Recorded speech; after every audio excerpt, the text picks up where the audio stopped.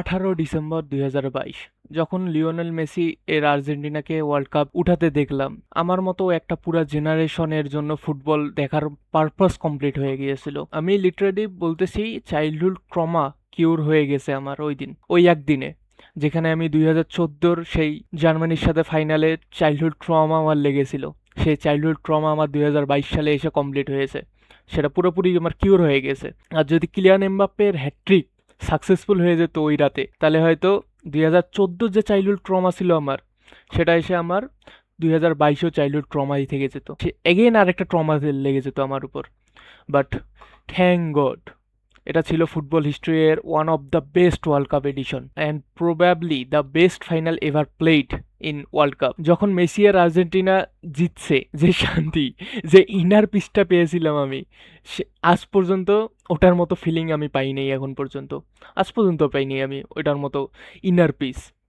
ওই ওই ফাইনালের 99.9% ফুটবল ফ্যান্স ভাবছিল মেসি এখন রিটায়ার করে নিবে, ইন্টারন্যাশনাল ফুটবল থেকে রিটায়ার করে নেবে মেসি। মেসি আর ইন্টারন্যাশনাল ফুটবল খেলবে না, কারণ সে এখন ওয়ার্ল্ড কাপ জিতে গেছে। Perfect ending of the story, story complete, ending the story at very top. But না, মেসি আমাদের থেকে বেশি ফুটবল কে ভালোবাসে। তাই আবার ওয়ার্ল্ড কাপ 2026-এ আর্জেন্টিনা আছে ডিফেন্ড করতে। আর্জেন্টিনা আবার তাদের 2024-এ জেতা ওয়ার্ল্ড কাপ ট্রফি ডিফেন্ড করতে চলে এসেছে 2026-এ, উইথ লিওনেল মেসি অফকোর্স। এবার আমরা রিভিউ করব আর্জেন্টিনা স্কোয়াড, স্ট্রেংথ কি, উইকনেস কি, 2022-এর থেকে নাকি ওর্স, নাকি 2022-এর থেকে বেটার টিম এটা। একটা কথা ক্লিয়ার করি, এবার ওরা ওয়ার্ল্ড কাপ খেলতে আসবে না ইমপ্রেস করতে, এবারে ওয়ার্ল্ড কাপ খেলতে আসবে ডিফেন্ড করতে। মেবি দ্য লাস্ট টাইম আমরা মেসিকে এই লেভেলের টুর্নামেন্টে দেখব, কারণ এরপর আমার মনে হয় না মেসি কোনো বড় কোনো লেভেলের টুর্নামেন্টে খেলবে। সে এখন ইন্টার মায়ামিতে হয়তো আর 1-2 বছর 3 বছর খেলে রিটায়ার করে ফেলবে। নাও let's talk about the squad. What is my first impression of the squad? Honestly এটা ব্যাক টু ব্যাক জেতার মতো স্কোয়াড আমার মনে হচ্ছে না। যেখানে আমরা পর্তুগাল, স্পেন, ফ্রান্স, জার্মানি এর সাথে কম্পেয়ার করলে on paper Argentina looks weaker. Biggest observation, 2022 ফাইনালের স্কোয়াড থেকে অলমোস্ট সবাই আসছে, অনলি ডিবালা মিসিং। এটা একটা ডাবল এজ শর্ট। যদি জিতে কোর সেম ছিল তাই জিতছে, যদি হারে নিউ প্লেয়ার্স আনে নাই, রোটেশন করে নাই, তাই ম্যাচ হেরে গেছে, তাই এবার ওয়ার্ল্ড কাপে ভালো পারফর্ম করতে পারে নেই। The haters will give hate no matter what happens. Now let's talk about the goalkeeper section. Emiliano Martinez, the undisputed starter. Emiliano মার্টিনেজের যে মেন্টালিটি আছে, সে ওই মেন্টালিটি দিয়েই এই ওয়ার্ল্ড কাপে আবার হচ্ছে সে ভালো পারফরমেন্স করে বের করবে, কারণ এরকম ইলিট লেভেলের স্টেজে ইলিট লেভেলের মেন্টালিটি দেখাইতে হয়, যেটা এমিলিয়ানো মার্টিনেজের মধ্যে ভরপুর আছে। এবং আমরা যদি এমিলিয়ানো মার্টিনেজের নর্মাল সেভগুলোও বলি, অ্যাস্টন ভিলার সাথে যে সে সিজন কমপ্লিট করেছে সেখানেও সে অনেক ভালো খেলছে, এবং পেনাল্টিতে সে অবশ্যই monster, the absolute monster. World কাপে GK mentality equal to everything you can say. কি আমরা দেখি কিভাবে ওছোয়া প্রতি বছর 4 বছর কিভাবে পুরো ফুটবল ওয়ার্ল্ড থেকে বাইরে থেকে ওয়ার্ল্ড কাপে এসে কিভাবে সে হচ্ছে ওয়ার্ল্ড কাপের one of the best goalkeeper হয়ে যায়। সেটা তার মেন্টালিটির জন্যই করতে পারে। এবং দ্বিতীয় গোলকিপার আমরা দেখব নিয়ে যাচ্ছে স্কালোনি রুল্লিকে। রুল্লির মার্সে এই সিজন অনেক ভালো ছিল। মার্সে থেকে রুল্লি কয়েকটা ম্যাচ এমন পারফরমেন্স বের করছে যেখানে হচ্ছে দেখে সবাই অবাক হয়ে গেছিল। রুল্লি মার্সে থাকা অবস্থায় কয়েকটা ম্যাচে একদম মনস্টার লেভেলের পারফরমেন্স দিয়েছে, যেখানে সে হচ্ছে কয়েকটা ম্যাচে সিঙ্গেল হ্যান্ডেডলি টিমকে জিতাইছে। যেখানে মার্সেল টিম খারাপ না, কিন্তু মার্সেল টিমও অনেক ভালো আছে, কিন্তু অনেক ম্যাচে রুল্লি সিঙ্গেল হ্যান্ডেডলি তাদেরকে জিতেছে। এবং আমরা যদি তৃতীয় গোলকিপারের কথা বলি, হুয়ান মুসো লিটারেলি যখন হচ্ছে অবলাকের ইনজুরি হয়, তারপর থেকে অ্যাটলেটিকো মাদ্রিদকে যখন সে স্টার্ট করা শুরু করে, তারপর থেকে সে মনস্টারিয়াস কিছু কিছু পারফরমেন্স দেয়। যেখানে বার্সেলোনার বিপরীতে বলেন, যেটা অবশ্যই সবাই দেখেছে কিভাবে বার্সেলোনার বিপরীতে সে ওয়াল হয়ে দাঁড়িয়েছিল। নাও লেটস টক অ্যাবাউট দ্য ডিফেন্সের প্রবলেম আছে। ক্লাব লেভেলে অনেক প্লেয়ারের সিজন খারাপ ছিল, ইনজুরিস, ইনকনসিস্টেন্সি। ওটামেন্ডি এখনও একটি স্কোয়াডে আছে, অবশ্যই সে তার এক্সপিরিয়েন্সের জন্য আছে, কিন্তু fullback position one of the weakest area. পুরো টিমের পুরো টিমের one of the weakest area হচ্ছে ফুলব্যাক পজিশন। যদি আমরা ডিফেন্সের সব প্লেয়ারদের কথা বলি, তাহলে আমরা দেখতে পাবো Lisandro Martinez from Manchester United, যেখানে সে পুরো সিজনই ইনজুর্ড ছিল। ক্রিস্টিয়ান রোমেরো, যে এখনও ইনজুর্ড আছে, মাসেল ইনজুরিতে আছে এখনও সে, ক্রিস্টিয়ান রোমেরো, যে হচ্ছে টটেনহামে খেলছে, যে আমরা সবাই জানি টটেনহামের কীরকম অবস্থা, যেখানে সে বেশিরভাগ ম্যাচই হচ্ছে ইনজুরির কারণে আউট ছিল, তবুও যখন সে খেলছে ওইরকম ভালো কোনো পারফরমেন্স তার হচ্ছে পুরো সিজন কনসিস্টেন্টলি দেখি নেই। নিকোলাস ওটামেন্ডি, যদিও ওটামেন্ডি হচ্ছে পুরা ক্লাব সিজনে তাদের লিগে সে হচ্ছে, if not I am wrong, Benfica got invincible in there, but still they didn't win it, তারা হচ্ছে তৃতীয় ছিল হয়তো লিগে, তবুও নিকোলাস ওটামেন্ডি প্রতি ম্যাচে প্রতি মিনিট খেলেছে লিগে। এবং অবশ্যই স্কালোনি তাকে হচ্ছে নিচে এক্সপিরিয়েন্সের জন্য, কারণ you are not telling me that Nicolas Otamendi is going to make Argentina squad in big 2026 literally.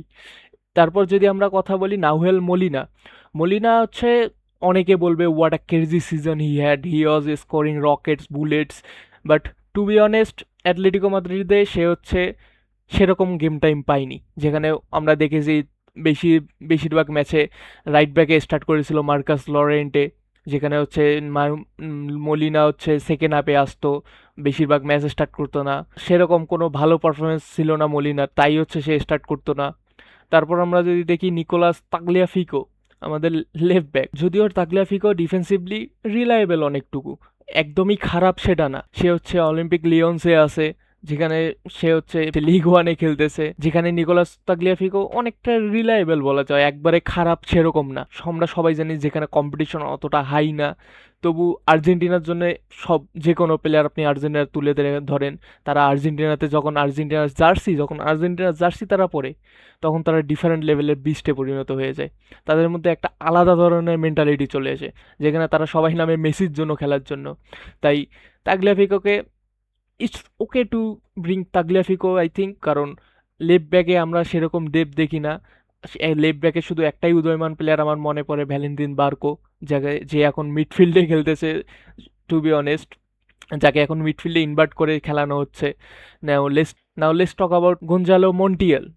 Two be honest, Gonzalo Montiel এখন লিভার প্লেটে খেলতেছে, সেরকম কোনো ভালো পারফরমেন্স তার ছিল না, পুরো সিজন সে অত ভালো খেলেনি, যার কারণে আমি বলতেছি যে ফুলব্যাক পজিশন হচ্ছে পুরো টিমের জন্য একটা one of the weakest position.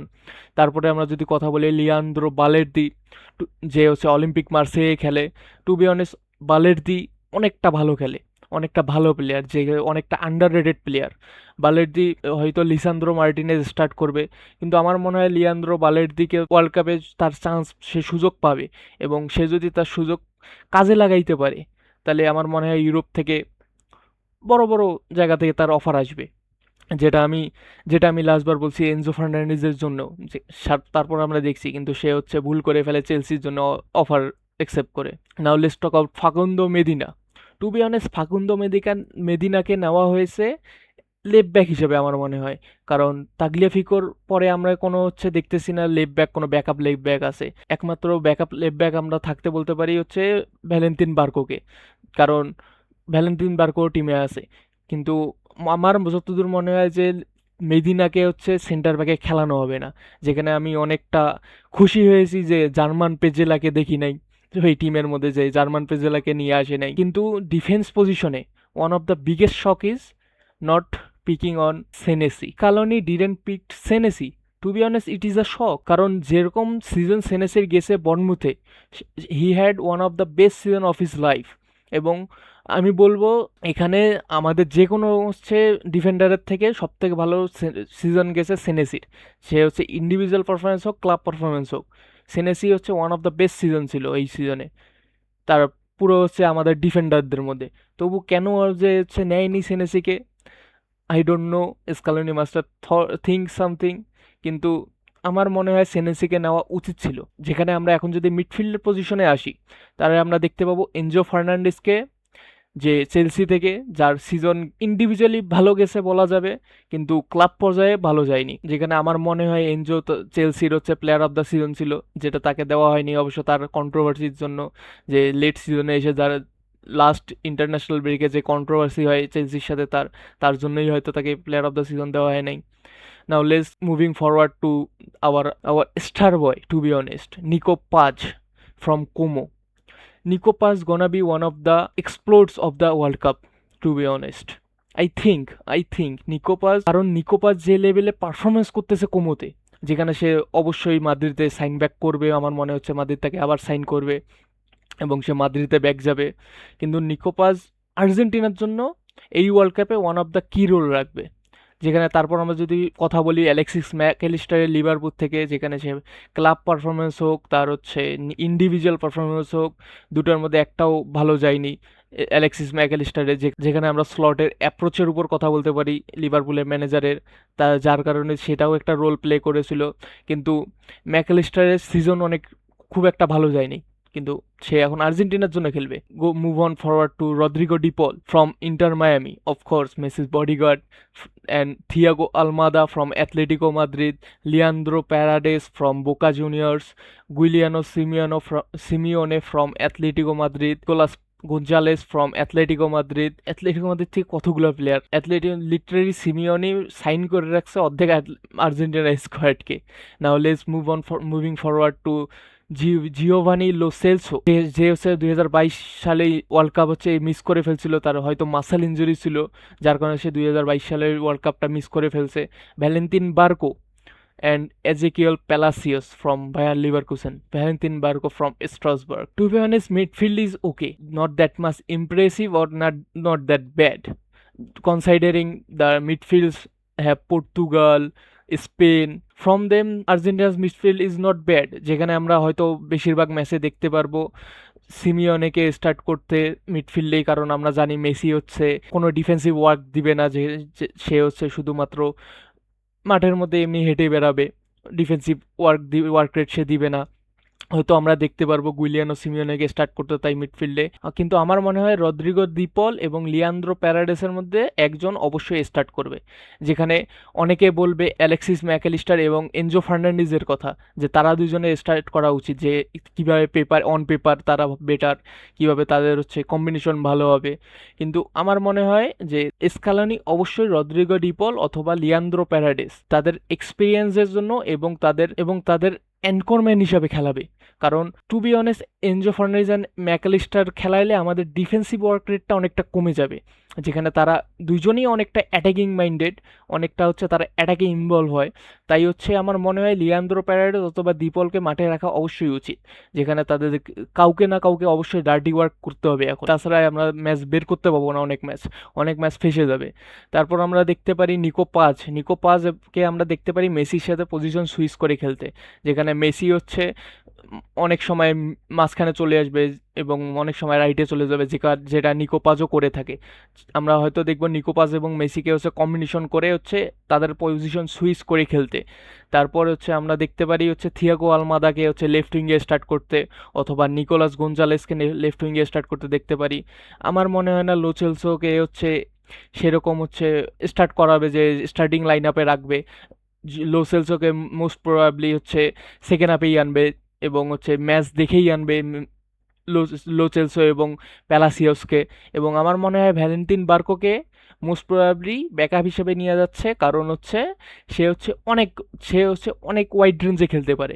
Say left back খেলতে পারে, সে মিডে খেলতে পারে, সে লেফট উইঙ্গেও খেলতে পারে, সে হচ্ছে লেফট পজিশনে খেলতে পারে এবং মিডে খেলতে পারে। টু বি অনেস্ট, সে এতটা ভার্সেটাইল, তার জন্যই তাকে পিক করা হয়েছে মূলত, যেখানে তাকে হচ্ছে আমরা যে কোনো পজিশনে খেলাইতে পারি। যে কোনো আমাদের কোনো ইস্যু হয়ে গেলে বা কোনো সমস্যা হয়ে গেলে, যখন আমাদের প্লেয়ার লাগবে তখন আমরা ভ্যালেন্টিন বার্কোকে ইউজ করতে পারবো। যেখানে আমার মনে হয় যে হচ্ছে মিডফিল্ড ট্রিও হতে পারে Enzo Fernandez, Giuliano Simeone and Leandro Paredes. এরাও হতে পারে তাদের মধ্যে, তারপরে তাদের সাব করে খেলাবে এবং ম্যাচ অনুযায়ী তাদেরকে নামাবে। ম্যাচ অনুযায়ী আমরা দেখি যেমনটা আমরা 2022 ওয়ার্ল্ড কাপেও দেখেছি, যে টুর্নামেন্টে ম্যাচগুলোর মাঝখানে স্ক্যালোনি অনেক হচ্ছে কম্বিনেশন ট্রাই করেছিল। যদি আমরা ফরওয়ার্ডের কথা বলি, অবশ্যই Lionel Messi the god from Inter Miami, then Julian Alvarez from Atletico de Madrid, and Lautaro Martinez from Inter Milan, and Jose Manuel Lopez from Palmeiras. To be honest, I think if Panicelli didn't got injured, then Panicelli would have here in place of Lopez. কারণ পানিচেলিকে একটা কি রোলে দেখতেছিল world কাপে, unfortunately তার injured হয়ে যায়, সে injured হয়ে যায়। যেখানে আমরা দেখতে পারি ফরওয়ার্ড লাইন, এটা একদম ভার্সেটাইল ফরওয়ার্ড লাইন একটা, যেখানে এক চিট কোড হিসেবে কাজ করবে হুলিয়ান আলভারেজ, কারণ হুলিয়ান আলভারেজ যে কোনো পজিশনে খেলতে পারে। ফরওয়ার্ড লাইনের আপনি যে কোনো পজিশন বলেন হুলিয়ান আলভারেজ খেলে ফেলবে। এবং যদি আমরা জোসে ম্যানুয়েল লোপেজকেও বলি, সে হচ্ছে অনেকটা ভার্সেটাইল, এদিক ওদিক করে খেলতে পারে। এবং মেসি তো অবশ্যই, সে হচ্ছে ড্রপ ডিপ করবে, তারপর হচ্ছে সে হচ্ছে 1-to-1 করে হচ্ছে কম্বিনেশন করে, তারপর হচ্ছে 1-to-1 করে হচ্ছে সে হচ্ছে খেলবে।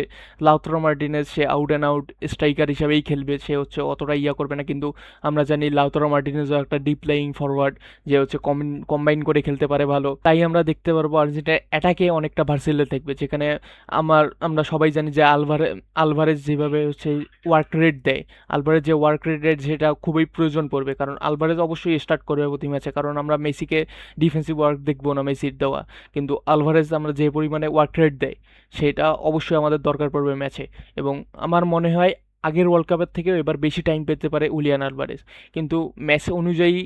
এবং হচ্ছে আমরা অবশ্যই জানি স্কলানি কীভাবে টেস্ট করতে পছন্দ করে কম্বিনেশন, পুরো ম্যাচ কোথাও আটকায় থাকলে তাহলে আমরা সেটাও দেখতে পারবো। উইকনেস বলতে আমাদের দেখতে পারবো শুধু লেফট উইংটা ইনাফ কনভিন্সিং না, ক্রিয়েটিভিটি বেশি আসবে না, সব রাইট উইং থেকেই করতে হবে। যদি থিয়াগো আলমাদা থেকে হয়তো কিছুটা ক্রিয়েটিভিটি আসবে, কিন্তু আমার মনে হয় নিকো গঞ্জালেসকে খেলাবে, যেখান থেকে সে হচ্ছে ক্রিয়েটিভ না। সিলেকশন নিয়ে কন্ট্রোভার্সি আছে, কিছু প্লেয়ার বাদ পড়ছে যাদের থাকা উচিত ছিল, বাট আর্জেন্টিনা চুজ করছে এক্সপিরিয়েন্স ওভার র ট্যালেন্ট। গ্রুপ স্টেজ ইজি লাগতে পারে আপনাদের সবাইকে, বাট আর্জেন্টিনা অলওয়েজ একটা ম্যাচ ফাম্বাল করে, ক্লাসিক আর্জেন্টিনা মুভমেন্ট দিয়ে দেয়, যেখানে আমরা সবাই জানি আর্জেন্টিনা কীভাবে এমন একটা ম্যাচ হারবে যেখানে পুরা সবাই হচ্ছে, এবং ইভেন রাইভালসরা হচ্ছে এবং হেটার্সরা কনভিন্স থাকবে যে আর্জেন্টিনা এই ম্যাচ জিতবে, কিন্তু তারা ফাম্বেল করে দিবে এই ম্যাচ। লিটারালি এটাই হয়ে আছে আর্জেন্টিনার থেকে, আমি যখন থেকে দেখে আসছি। আমার প্রেডিকশন যদি বলেন, অনেস্টলি আমি এক্সপেকটেশন ছাড়া দেখবো এই পুরো টুর্নামেন্ট, আমি এক্সপেকটেশন ছাড়া দেখবো। লাস্ট টাইম আমার এক্সপেকটেশন নিয়ে দেখছি এবং জিতেছি, এইবার চিল মুডে দেখবো আমি পুরা। এবার আমি কোনো রকম এক্সপেকটেশন নিয়ে দেখবো না যে আমাদেরকে ওয়ার্ল্ড কাপ জিততেই হবে, মেসিকে ওয়ার্ল্ড কাপ জিততেই হবে, আমি কোনো এক্সপেকটেশন নিয়ে দেখবো না। মেসিস লাস্ট ওয়ার্ল্ড কাপ, আমি অবশ্যই চাবো মেসি হচ্ছে ভালো খেলুক, পুরো আর্জেন্টিনা টিম ভালো খেলুক, কিন্তু আমি বলবো না যে হচ্ছে আমাদেরকে জিততেই হবে। আমি জাস্ট এনজয় করব, আমি শুধু খেলা দেখবো এবং এনজয় করব। কমেন্ট করো আর্জেন্টিনা কত দূর যেতে পারে, ব্যাক টু ব্যাক পসিবল কিনা, নাকি হচ্ছে আর্লি এক্সিট নেবে আর্জেন্টিনা। কিন্তু একটা কথা সবাই মাথায় রাখিও, মেসি তার পুরো কেরিয়ারে গ্রুপ এক্সিট নেয়নি। Like and subscribe, see you in the next video, bye bye everyone.